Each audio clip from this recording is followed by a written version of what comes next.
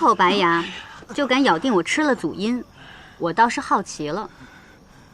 如果一个人不靠吃祖荫就不能成才的话，那这一家一姓，到底哪个人能做了开天辟地的人呢？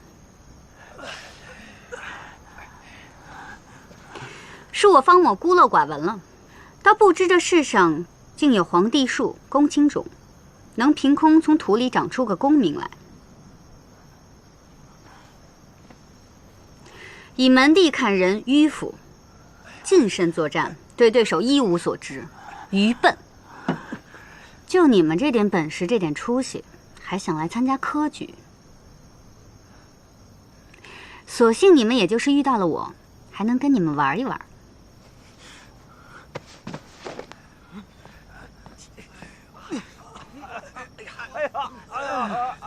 气死！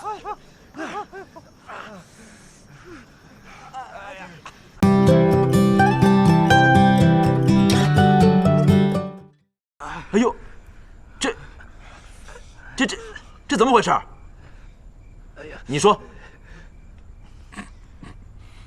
啊？我不知道呀。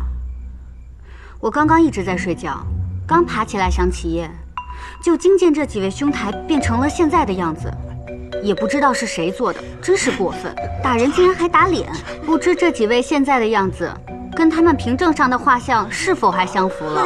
分明是你先殴打我们的！哎，任佑，你说，你看他都把你打成什么样了？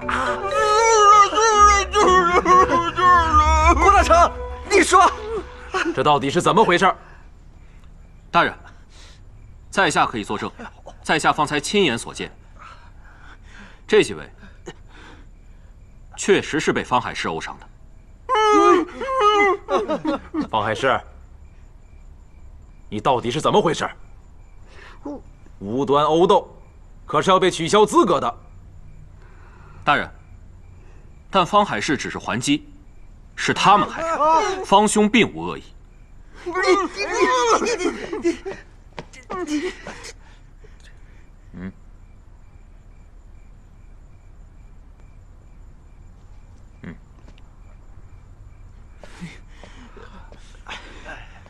你们不要以为没人看见，本官证据确凿，确实是你们成群结党、仗势欺人，挑衅方海市，他何其无辜！